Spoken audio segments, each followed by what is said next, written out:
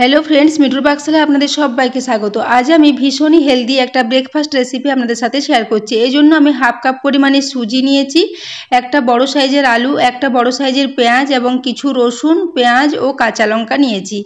एरपर आमी प्रथमे आलूटाके एकटु टुकरो टुकरो करे केटे नेब। आलू ओ पेঁয়াজটাকে टुकरो टुकरो करे केटे नेब। तो बंधुरा आमार आजकेर এই ব্রেকফাস্টের রেসিপিটা যদি আপনাদের ভালো লাগে তাহলে চ্যানেলটি অবশ্যই সাবস্ক্রাইব করে আমার পাশে থাকবেন এবং পাশে থাকা বেল আইকনটি অবশ্যই প্রেস করে রাখবেন, তাহলে আমি যে কোনো নোটিফিকেশনই ছাড়ি না কেন তা সবার আগে আপনার কাছে পৌঁছে যাবে। তো দেখুন এরপর আমি আলুটাকে এখানে টুকরো টুকরো করে কেটে নিয়েছি। এরপর পেঁয়াজটাকেও একইভাবে টুকরো টুকরো করে কেটে নেব। এখানে আমি একটা বড় সাইজের পেঁয়াজ নিয়েছি এবং আদা পেঁয়াজ রসুন দিয়ে এই রেসিপিটা করলে এর টেস্টটা ভীষণই সুন্দর হয়। এই জন্য আমি কয়েকটা রসুন নিয়েছি কোয়া এবং আদা নিয়েছি এক টুকরো এবং দুটো কাঁচা লঙ্কাও নিয়েছি। এরপর একটা মিক্সিং জার নিয়ে নিলাম। এর মধ্যে আমি টুকরো করা আলুটা ধুয়ে দিয়ে দিলাম এবং পেঁয়াজটাকেও ধুয়ে এর মধ্যে দিয়ে দেব। आलू और पेঁয়াজটা দেয়া হয়ে গেলে এখানে আমি এক টুকরো আদা নিয়েছিলাম, সেটাকে আবার টুকরো করে কেটে এর মধ্যে দিয়ে দিলাম এবং রসুন নিয়েছিলাম 5-6 কোয়া, সেই রসুনটা দিয়ে দিলাম এবং দুটো কাঁচা লঙ্কা দিয়ে দিয়েছি ঝালের জন্য। এরপর আমি এখানে সুজি নিয়েছি একটা ছোট বাটির হাফ বাটি পরিমাণে, সুজিটা এর মধ্যে দিয়ে দিলাম। এরপর আমি এখানে বাড়িতে থাকা ফ্রেশ টক দই দিয়ে দিলাম ওই হাফ বাটি পরিমাণে।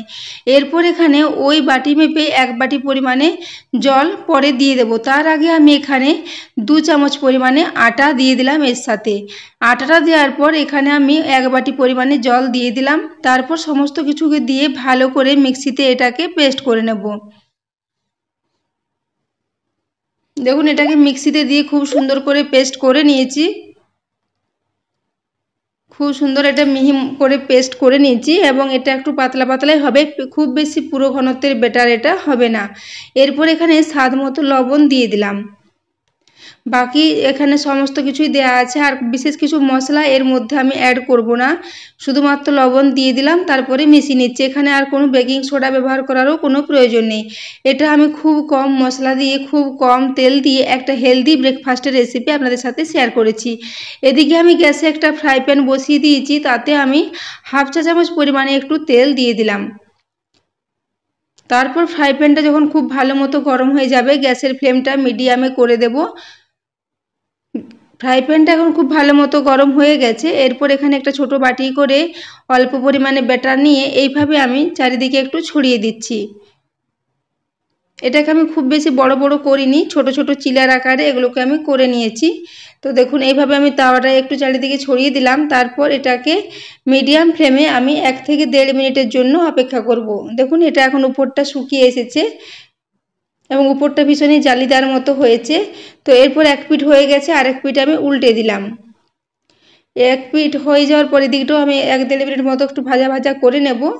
তারপর এটাকে আমি একটু এইভাবে যেমন আমরা সরু চকলি করে থাকি ফোল্ড করে এইরকম করে একটু ফোল্ড করে দিচ্ছি। তারপর এটাকে একটা প্লেটের মধ্যে আমি তুলে নেব। তো এগুলো ভীষণই টেস্টি হয়। সকালে ব্রেকফাস্টে এগুলো যে কোনো চাটনি বা টক দইয়ের সাথে আপনারা সার্ভ করতে পারেন, কিংবা এগুলো বাচ্চাদেরকে স্কুলের টিফিনও দিতে পারেন। এগুলো ভীষণই একটা হেলদি খাবার। তো দেখুন এরপর আমি আবারও একটা ভেজে দেখিয়ে দিচ্ছি। এরপর এখানে আমি আবারও একটু তেল দিয়ে দিলাম, দিয়ে একই পদ্ধতিতে কিছুটা ব্যাটার দিয়ে একইভাবে উল্টে পাল্টে ভেজে নেব। তো বন্ধুরা আমার আজকের রেসিপিটা যদি আপনাদের ভালো লাগে তাহলে বন্ধুদের সাথে অবশ্যই একটু শেয়ারও করে দেবেন এবং রেসিপি পছন্দ হলে একটা লাইক করতে ভুলবেন না। তো দেখুন এইভাবে আমি এটাকে ছড়িয়ে দিচ্ছি।